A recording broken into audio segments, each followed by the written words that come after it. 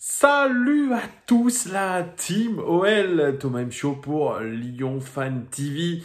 Très heureux les gars de vous retrouver pour une nouvelle vidéo. Avant toute chose les gars, avant de commencer cette vidéo OL Daily News, je tiens à rendre hommage au jeune Matteo, au petit Matteo qui est décédé récemment. Les Bad Guns en ont fait état sur leur page Facebook. Il y avait une campagne de dons qui avait été initiée par les BG en octobre 2019 et aujourd'hui ils nous annoncent malheureusement que le petit Matteo est parti rejoindre les cieux, ce petit ange. Franchement je suis très ému et je pense que beaucoup de supporters le sont aussi. C'est extrêmement touchant quand surtout un petit gon s'en va comme ça. Un membre de notre communauté lyonnaise. Voilà, donc j'aimerais vraiment lui rendre hommage et donner un grand message de soutien à sa famille, à ses amis, à ses proches. Parce que voilà, je sais ce que c'est d'avoir un petit bonhomme, parce que j'ai un petit bonhomme aussi dans mon quotidien. Et de perdre un enfant, c'est quelque chose qui est, je pense, terrible. Vraiment, voilà, donc un gros soutien. Vraiment, je sais qu'Anto Lopez était assez proche des parents du petit Matteo. Il a mis un petit message sur son compte Instagram. Donc voilà, donc c'était pour lui rendre hommage. Je trouve que voilà, c'est tout à fait normal. Un grand courage et un grand merci aussi aux supporters de l'OL et notamment les BG pour cette superbe attention pour le petit Matteo. Bon, je reviens à des choses peut-être un petit peu plus gaies. D'ailleurs, j'espère que l'OL gagnera contre le Paris Saint-Germain pour rendre hommage à Matteo. Vraiment, ce serait du fond du cœur. J'espère qu'ils vont le faire. Alors, vous me direz, bien sûr, il y a d'autres supporters qui sont pas bien, etc. On pense aussi à eux, évidemment. Mais là, voilà, j'ai été touché par ce petit Matteo. Et donc, voilà, je voulais absolument lui rendre hommage. Pour ce qui est de l'actualité, je vous disais, ce match contre le Paris Saint-Germain, il faut absolument le gagner. Évidemment, ça va être un tournant dans la course au titre. On est à 3 points de Lille. On est à hauteur du PSG au niveau des points, 60 points. Et le PSG jouait en Coupe de France ce soir contre Lille et ils ont gagné assez facilement, 3-0, avec un doublé de Kylian Mbappé. Donc forcément, c'était pas un match très intéressant. Franchement, j'ai regardé le match par-ci, par-là. Ça m'a pas vraiment excité ce match. C'était pas extraordinaire, mais en tout cas, même avec une équipe B, ou plus ou moins, le Paris Saint-Germain s'est imposé extrêmement facilement face à Lille. Donc, ça n'augure pas forcément quelque chose de très rassurant pour l'Olympique Lyonnais. Alors moi, j'étais resté sur un Paris Saint-Germain dans le dur contre Nantes, qui a perdu à domicile. On sait qu'en ce moment, ils sont difficiles à battre, surtout quand on est l'Olympique Lyonnais. Ils sont difficiles à battre, ce Paris Saint-Germain. Il est loin le temps où on faisait des très grosses performances contre eux, comme sous l'ère Genesio. Mais vous me direz, cette saison, on a cet avantage psychologique puisque nous avons gagné au Parc des Princes au match aller. Mais là, c'est différent. Il y a un nouvel entraîneur, il y a peut-être une nouvelle dynamique. Il y a aussi cette qualification en Champions League face à Barcelone. Nous verrons bien ce qu'il en sera de ce match-là. En tout cas, je vous ferai un avant-match, évidemment. Le match sera dimanche à 21h. Je vous ferai un avant-match entre vendredi et samedi. Je ne sais pas encore quand est-ce que je vous le ferai, mais ne vous inquiétez pas, je vous le ferai évidemment. Donc, mais c'est un match évidemment très important pour l'Olympique Lyonnais qui aura eu une semaine complète pour le travailler, pour le bosser. En tout cas, il va falloir faire le job. D'ailleurs, on apprend aussi que l'OL avait fait appel du carton jaune reçu par Memphis Depay lors du dernier match. Un carton jaune injuste. Eh bien, on apprend aujourd'hui que la LFP a enlevé le carton jaune de Memphis Depay. Donc, déjà, ça, c'est une petite victoire pour l'Olympique Lyonnais qui se verra arbitrer, en tout cas cette rencontre entre l'Olympique Lyonnais et le Paris Saint-Germain sera arbitrée par Monsieur Turpin, Clément Turpin. Alors, ça fait les choux gras des réseaux sociaux, puisque les réseaux sociaux et Twitter s'enflamment depuis notre dernier match sur l'arbitrage. Nous sommes régulièrement volés, blablabla, et la VAR est contre nous, et ci, et ça, et ci. On n'entend que ça en ce moment de la part des supporters lyonnais sur les réseaux. Ça commence à devenir gonflant. Et là, tout de suite, il y a le coup de pression, encore une fois, sur les réseaux sociaux de la part des supporters. Et ils se réjouissent que Clément Turpin arbitre l'Olympique lyonnais parce que la légende veut qu'il nous donne à chaque fois un penalty contre le Paris Saint-Germain ou très régulièrement, en tout cas, quand il nous a arbitré. Clément Turpin, on lui prête des origines lyonnaises. C'est ce que j'ai vu d'ailleurs sur un article d'RMC. Voilà, c'est pas tout à fait vrai puisqu'il est bourguignon. Donc ça y est, on voit tout de suite le rabibochage avec l'arbitrage. Et oui, Clément Turpin va nous arbitrer. Donc forcément, on va être bien arbitré. En tout cas, les supporters lyonnais sont assez piquants et sont assez chiants. D'ailleurs, vous me direz, vous, ce que vous en pensez. Vous avez le droit d'être chiant aussi dans les commentaires concernant l'arbitrage. Mais ça commence à faire de mettre tout de suite la pression sur l'arbitre, comme l'aurait fait un certain Jean-Michel Aulas à une époque. Je vous rappelle qu'on n'a plus ce Jean-Michel Aulas qui vient descendre dans les vestiaires pour fustiger l'arbitrage. Il ne fait même plus de commentaires ou plus trop sur les réseaux sociaux, sur Twitter notamment. Donc, qui est en charge de ça? Eh bien, c'est la communauté lyonnaise sur les réseaux sociaux qui s'en charge à merveille. Mais en tout cas, moi, je ne tomberai pas là-dedans, dans ce procès contre l'arbitrage. Moi, je fais partie de ceux qui disent que au final, à la fin de la saison, tout s'équilibre. Donc, nous verrons bien. En tout cas, je ne mets pas la pression sur Clément Turpin. Je suis sûr que ça se passera très bien. Jean-Michel Aulas qui a donné d'ailleurs une interview. Alors, les seules interviews qu'il donne, c'est à des grands médias. Ce n'est pas encore à nous sur Lyon Fan TV. Mais pourquoi pas, dans un avenir proche, ne sait-on jamais.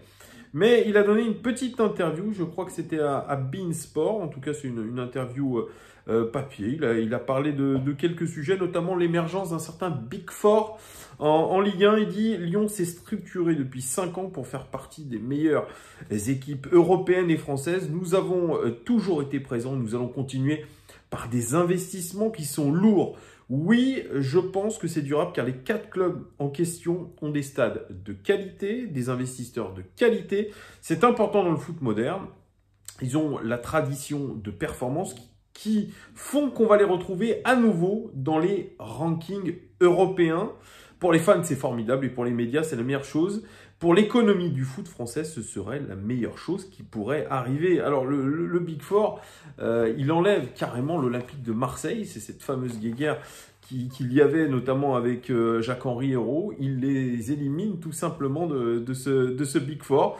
Est-ce qu'il a raison ou non? Dites-le dans les commentaires. Bon, écoutez, est-ce que vraiment, aujourd'hui, on a un Big Four? On ne peut pas le dire, c'est un championnat encore une fois particulier. C'est un championnat post-arrêt du championnat Covid, dû à la Covid. Donc, on n'en sait absolument rien pour l'instant. Et je crois qu'il est trop tôt pour exclure l'Olympique de Marseille du top 4 de la Ligue 1. Ils ont un nouvel entraîneur. Ils ont aussi Franck McCourt, le propriétaire qui est prêt à faire, soi-disant, des folies pour le mercato estival. On parle d'une enveloppe de 80 millions. Moi, je pense que voilà, c'est un peu trop tôt, mais c'est en tout cas, c'est de la communication que fait Jean-Michel Aulas. En tout cas, c'est un petit pic qu'il envoie à l'Olympique de Marseille. C'est absolument évident. Il parle aussi de Memphis Depay et encore une fois, il réitère sa demande de prolongation pour Memphis Depay. Il dit « Pour Memphis, je rêve qu'il accepte notre proposition qui est toujours d'actualité. À la fin de la saison, Memphis apporte tellement, il est impliqué directement sur 23 buts, 14 buts et 9 passes en Ligue 1. La proposition restera toujours d'actualité. Et si nous sommes champions, pourquoi pas? S'il devait partir, la logique serait de recruter pour lui trouver un remplaçant, mais ce serait la mission du directeur sportif, Juninho. » Donc vous voyez qu'il est en train de dire quelque chose qui est intéressant. La tendance serait que peut-être Memphis Depay prolonge, mais il faudrait que l'Olympique lyonnais soit champion de France. C'est ça qui mettrait un gros coup pour la prolongation de Memphis. Mais pour l'instant, rien n'est acté. En tout cas, Jean-Michel Aulas, il parle aussi de cette 4e place en C1. Ça serait une 4e place pour les clubs français. Donc, il y aurait 4 clubs directement qualifiés pour la Champions League. Il dit, la 4e place en C1, c'est très avancé, mais ce n'est pas acté. Cela permet à la 5e nation européenne, actuellement la France, d'avoir un qualifié de plus. C'est la meilleure réponse que l'UEFA a mise en place contre le projet de Super League. Je ne crois toujours pas à la ligue privée, d'autant moins si l'UEFA parvient à imposer son nouveau format qui me paraît très astucieux et en tout cas permet d'imaginer des évolutions positives en matière de revenus pour tous les clubs. Ça, ce serait plutôt intéressant, 4 clubs qualifiés en Champions League, d'où pour lui la nécessité de dire qu'il y a un vrai top 4, un vrai Big Four en Ligue 1. Donc peut-être qu'il a raison, Jean-Michel Aulas. Et puis je vais terminer avec un super dossier, un grand angle dans le dernier France Football, d'ailleurs consacré à Guardiola et Manchester City. Un dossier consacré à l'Olympique lyonnais et surtout à l'imaginaire populaire de l'Olympique lyonnais. D'ailleurs, le titre, c'est « Lyon parce qu'il le vaut bien ». Et je vous donne le petit préambule. Septuple champion de 2002 à 2008, constant au plus haut niveau depuis plus longtemps encore, l'OL n'a pourtant pas la cote de popularité qu'il mérite dans la France du football. Une certaine forme d'injustice, point d'interrogation. Voilà. Dans ce dossier, très clairement, on s'interroge sur le pourquoi du comment l'Olympique lyonnais, malgré son statut de gros club français, gros club européen, n'a toujours pas la popularité méritée, surtout quand on a été septuple champion de France. Dossier très très intéressant dont je vais vous donner un petit peu la teneur, parce que elle est intéressante. Enfin, la teneur est intéressante, oui, je crois que je m'étais trompé dans la syntaxe. Il dit, mais ce sera en tout cas un vrai retour sur investissement au regard de ce que le club a apporté au football français depuis un quart de siècle, et qui sait, peut-être l'occasion de toucher des cœurs de gamins qui n'ont pas grandi du côté de Gerland. Ce match du cœur n'est pas gagné. Ce serait même une sacrée remontada, tant l'OL accuse du retard sur l'OM, le PSG, Lens, Saint-Etienne, voire Monaco, ces clubs qui ont su toucher un public bien au-delà de leur précaré en investissant la mémoire collective. Voilà ce que dit le journaliste en question.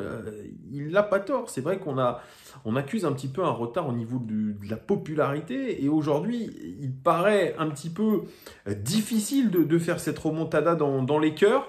Je suis un petit peu d'accord, mais ils vont plus loin dans ce dossier. Il dit une réussite sportive marquée par une présence interrompue, hormis le dernier exercice tronqué, dans le top 5 de Ligue 1 depuis 1999, 18 podiums, une institution forte, un club structuré où les anciens jouent un rôle clé, où le centre de formation et post-formation est le premier fournisseur des Bleus et des ténors européens. Effectivement, l'Olympique lyonnais, c'est un très gros poids lourd du championnat de France. Ça l'a toujours été. 18 podiums, c'est absolument énorme. Top 5 régulièrement quand même. Donc c'est un club marquant, c'est un club qui s'est développé, qui est en train de se développer encore plus fort. Il dit, et pourtant, l'OL n'a pas réussi à s'imposer comme une marque qui fédère, à se faire une place dans l'imaginaire collectif du pays, mis à part pour les Lyonnais et certains gamins de l'époque bercés par les coups francs de Juninho. Oui, c'est ça qui est ouf. C'est ça qui est ouf avec l'Olympique lyonnais, c'est qu'on n'arrive pas à avoir une image de marque forte. Et c'est ce qui interpelle aujourd'hui, et moi c'est ce qui m'a toujours interpellé, c'est ce que je vous ai dit, pour les relations notamment que j'ai eues avec le club, que j'ai eues avec certains joueurs, c'est exactement ce que j'ai expérimenté. C'est pour ça que je me retrouve pas mal dans ce que raconte cet article. Il dit au début des années 2000, quand Paris avait Ronaldinho, le joueur emblématique de Lyon était Juninho. Depuis l'arrivée de Jean-Michel Aulas en 87, Christian Lanier, d'ailleurs, qui est le suiveur pour le progrès, il dit il dresse un constat de l'OL vu de l'extérieur. Il dit une machine froide, un peu comme l'est le Bayern en Allemagne. Effectivement, je trouve cette comparaison assez intéressante parce que même au niveau du commerce, moi j'ai souvent des commerçants qui me disent, et un commerçant en particulier qui me dit, en termes de pouvoir d'achat et en termes de mentalité dans la ville, je compare beaucoup Lyon à une ville comme Munich. C'est une ville un petit peu bourgeoise de Bavière. Lyon, c'est un petit peu aussi une ville bourgeoise, une ville assez froide, où quand vous arrivez et que vous n'êtes pas né à Lyon, c'est très compliqué pour vous faire des amis, parce que vraiment, c'est quelque chose de très particulier, l'ambiance un petit peu à Lyon. Et ça se ressent un petit peu dans les arcanes du club. Vraiment, c'est un club vraiment qui est très très autocentré, comme le dit la suite de l'article. Il dit sa réussite était perçue comme logique, le résultat d'une progression programmée, calculée et manquant d'émotion. Le mot est lâché. L'OL est un club qui manque d'émotion, qui ne fait pas passer les émotions. Et c'est un peu vrai aussi, parce que quand vous êtes vous avez ce côté bourgeois, ce côté fermé, ce côté bétonné autour de votre institution, évidemment, il est plus difficile de transmettre des émotions, et surtout des émotions populaires. Alain Perrin, alors qui est coach chez nous, il dresse une analyse qui est plutôt intéressante, à défaut des analyses qu'il donnait dans Téléfoot, d'ailleurs, au passage. Pour Alain Perrin, dans les années 2000, l'OL écrasait tout en France et suscitait donc surtout l'envie, de la jalousie, mais n'a pas su écrire son histoire sur la scène européenne comme l'avait fait Saint-Étienne, Marseille, Paris ou Monaco. C'est dur ce qu'il dit. C'est dur ce qu'il dit, parce qu'il dit en gros on n'a pas de référence européenne. C'est vrai, on a eu des bons parcours européens. On a fait demi-finaliste 2 fois de la Ligue des Champions. On a eu un très beau parcours en Europa League notamment, en 2017 sous Bruno Genesio. On a eu cette fameuse émotion avec le PSV Eindhoven, j'arrive plus à parler, ce penalty sur Nilmar qui n'a jamais été sifflé. Ce match face au Milan AC qui ont été vraiment une grosse armada, en tout cas pour l'OL, pour essayer d'imposer sa patte au niveau européen. Il y a eu finalement aussi ce Final 8 l'été dernier, mais dans cet article de France Football, il est assez clair, le journaliste, il dit le Final 8, le PSG a tiré la couverture à lui, PSG est finaliste contre le Bayern, on l'appelle, en atteignant la finale, et Lyon n'a pas pu cette saison capitaliser sur ce parcours. C'est vrai, il y a eu un véritable engouement, on peut pas dire ça, je suis pas trop d'accord avec ce que dit le journaliste, parce que il y a eu de l'engouement, il y a eu un énorme engouement. Je vous rappelle que la France était en vacances. Moi, j'étais en vacances, il y avait beaucoup de gens qui étaient en vacances, il y avait beaucoup aussi de gens à Lyon. On était sur une période d'après-confinement où le Covid finalement avait régressé cet été. On était fin août, c'était pas encore la rentrée, ça repartait et ça a donné du baume au cœur à beaucoup de supporters, à beaucoup de Lyonnais, et cette ferveur, il y en a eu. Il y en a eu sur les réseaux sociaux, il y en a eu dans la ville, et je suis pas d'accord. Après, qu'on n'ait pas su capitaliser là-dessus, c'est un peu vrai. Il y a eu ce Final 8, et puis après, c'est retombé comme un soufflet. Bon, l'Olympique Lyonnais ne s'est pas qualifié pour la Coupe d'Europe, et c'est peut-être ça qui a provoqué cette baisse d'émotion finalement. On est passé d'un très haut à un très bas, puisque en plus, le début de saison a été compliqué pour l'Olympique Lyonnais. Durant la période phase de l'OL, le journaliste continue, ces fameuses années 2000, donc les réseaux sociaux n'existaient pas ou peu, et le club n'a pas pu en profiter pour propager son image et jouer des coudes dans la mémoire afin de trouver sa place auprès des Verts de l'OM ou de Paris. Oui, c'est un peu vrai, mais voilà, on vivait aussi avec notre temps. C'était peut-être mieux avant, sans les réseaux sociaux. Bon, il y avait autre chose, il y avait peut-être finalement moins de haine, c'était peut-être plus vivant, plus humain. Aujourd'hui, c'est vrai que les réseaux sociaux, ça permet peut-être aussi de communiquer. Moi, ça m'a permis de monter ma chaîne, de vous proposer du contenu, d'échanger aussi avec vous, c'est clair. Mais est-ce qu'on n'a pas perdu ce lien humain ? Moi, je pense que oui. C'était un peu plus humain avant. Rien que déjà l'accès au centre d'entraînement, peut-être l'accès aux joueurs. Quoique, déjà à l'époque, quand j'allais à Tola-Vologe, il était très compliqué d'atteindre les joueurs, que les joueurs s'arrêtent pour signer des autographes, les maillots. C'était déjà extrêmement compliqué. L'OL, avec 8 millions de followers sur les réseaux sociaux, reste très loin de Paris. 86,9 millions. Monaco, 13 millions d'abonnés. Marseille, 11 millions 7. Mais on est encore devant Lille et Saint-Étienne. Après, le nombre d'abonnés, je pense qu'il y a un petit peu de tricherie. On sait qu'on peut acheter son nombre d'abonnés. Voilà, donc j'en dirai pas plus. L'OL a une communauté nationale, voire régionale, mais existe peu hors des frontières. C'est vrai et c'est faux en même temps.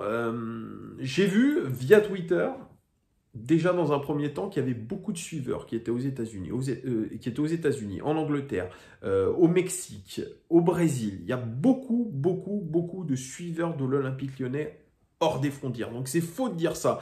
Pareil, quand vous allez à l'étranger, je me suis déplacé un petit peu à l'étranger, surtout en Europe, même quand vous êtes en vacances, quand vous parlez de l'Olympique Lyonnais, tilt, ça fait tilt dans la tête des personnes que vous rencontrez. L'OL est un club connu, donc c'est faux de dire ça. Et quand j'ai eu l'idée de faire une émission en anglais, eh bien, je trouve que ça a été plutôt bien accueilli, même de ce que j'ai entendu dire au sein du club, ça a été apprécié que j'aille dans cette démarche et je trouve que c'est important aujourd'hui de ne pas rester que lyonno-lyonnais, franco-français. Je pense qu'il faut élargir notre champ de vision et notamment accéder à ces supporters de l'étranger et Dieu sait qu'il y a des fanatiques, même encore plus fanatiques que des lyonno-lyonnais ou des franco-français à l'étranger et j'ai pu m'en apercevoir et je pense que l'Olympique Lyonnais sans qu'il y a quelque chose à faire. D'ailleurs, il y a le compte Twitter OL English qui est très bien tenu. J'adore d'ailleurs ce que fait le community manager, qui est d'ailleurs, je trouve, le meilleur compte officiel de l'OL qui existe. Il y a quelque chose à faire, mais on peut aller encore plus loin. Et c'est là où peut-être l'Olympique Lyonnais va devoir un petit peu élargir son champ d'action. Alors on nous parle que quand il y a eu l'arrivée de Beckham, on avait moins de 2 millions de followers sur les réseaux pour le Paris Saint-Germain et ensuite ça a explosé. Il y a eu Balotelli à Nice, Fabregas, Falcao du côté de Monaco et puis nous on a quand même Memphis Depay. Peu de joueurs aujourd'hui jouissent de cette notoriété à l'international. C'est pour ça que perdre Depay, ça ferait très mal. Mais je ne sais pas si finalement Memphis Depay aura rapporté tant de followers que ça à l'Olympique Lyonnais parce que lui, je ne sais plus combien il totalise, il doit en totaliser peut-être 15 ou 20 millions, je n'ai pas regardé sur Instagram notamment. Et ils disent les jeunes issus du centre de formation n'atteignent cette notoriété qu'une fois partis dans de grandes écuries européennes. Pour la majorité, Karim Benzema est et restera un joueur du Real Madrid. C'est vrai, d'autant plus qu'hier, il a fait une prestation contre l'Atalanta XXL. Donc quand je vois aussi toutes ces rumeurs un petit peu fantaisistes d'un retour à l'Olympique Lyonnais, je crois qu'il va falloir redescendre sur terre. Ça ne restera qu'un rêve, le retour de Karim Benzema. Aujourd'hui, on voit que Karim Benzema, c'est 34 millions de followers sur Instagram. C'est absolument énorme, énormissime, évidemment. Donc cet Olympique Lyonnais-là, on n'est pas sûr que si Karim Benzema était resté à l'Olympique Lyonnais, eh bien, il aurait eu autant de notoriété parce que, évidemment, Lyon, ce n'est pas même Arsenal Fan TV, qui est une chaîne dont je me suis inspiré sur YouTube. Elle réunit aujourd'hui plus d'1 million de followers. 1 million de followers. C'est la première chaîne de supporters dans le monde sur YouTube en termes de notoriété.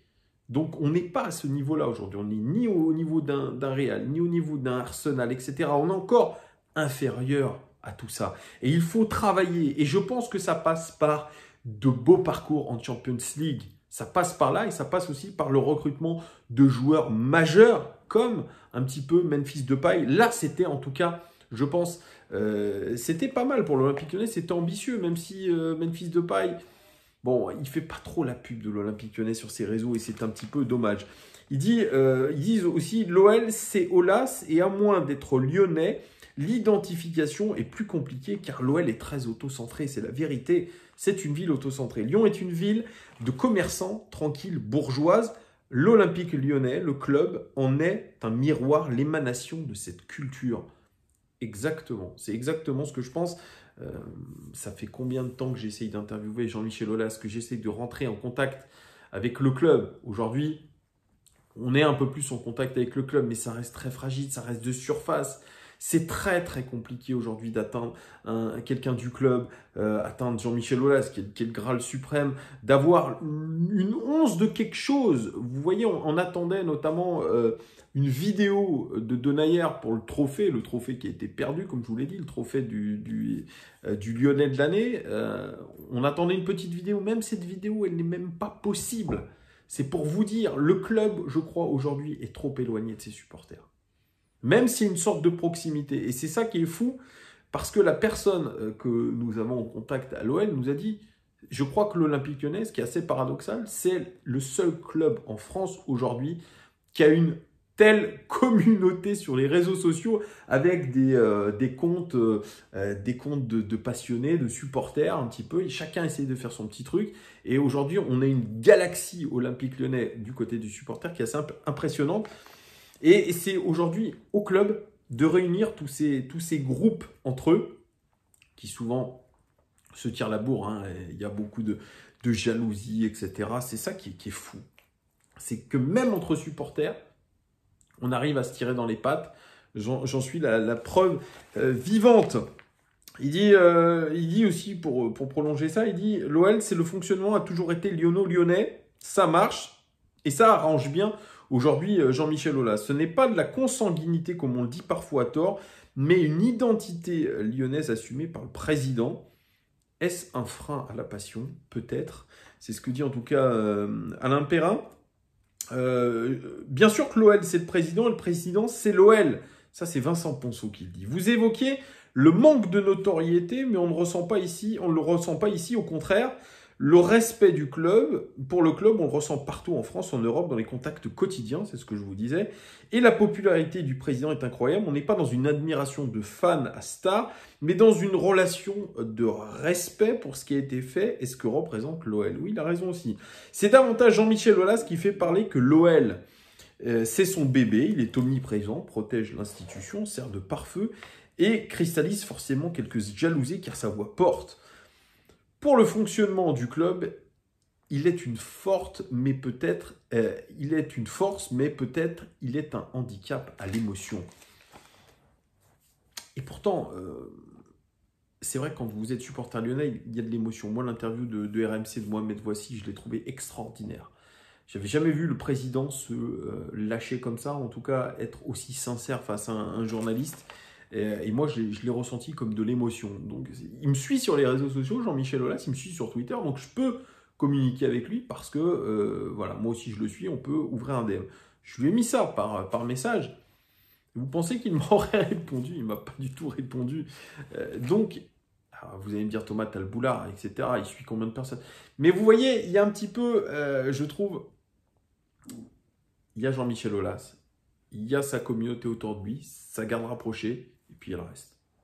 Et je trouve que c'est un petit peu dommage aujourd'hui qu'il y ait cette sorte de tour d'ivoire et que le reste un petit peu soit mis à l'écart. Je trouve ça un petit peu dommage. Et effectivement, oui, c'est aujourd'hui un handicap à l'émotion. Ils finissent l'article très bien. Il dit s'il était là, le point de départ de la conquête, la métamorphose de Jean-Michel Aulas, plus sage, moins Twitter, plus rassembleur, peut-être. L'OL devient un club populaire, le temps joue pour lui car toute une génération a grandi avec l'OL archi-dominateur et arrive aujourd'hui à l'âge adulte. C'est ça. Moi, quand j'ai commencé à suivre l'Olympique Lyonnais, on était dans notre période faste. Et j'étais un adolescent, j'étais un jeune adulte. Et aujourd'hui, évidemment, j'ai 35 ans cette année. Alors, on se fout de ma gueule sur les réseaux sociaux en me disant que j'ai 40 ans, etc. Comme si être supporter de l'Olympique Lyonnais, c'est forcément être un adolescent, être prépubère, être un jeune homme ou une jeune fille. Non, je pense pas. Je pense que ça doit réunir vraiment tous les âges. Ça doit pas être uniquement des jeunes. Donc voilà, on est ouvert à tout. Et il faut que l'Olympique Lyonnais communique là-dessus, que c'est intergénérationnel, être fan de l'Olympique Lyonnais. Et Vincent Ponceau, il dit on s'en rend compte en engageant des joueurs qui ont été bercés par les exploits de Juni, Govou et Chris. Voilà, il y a beaucoup de pistes de réflexion pour cet Olympique Lyonnais pour une meilleure popularité.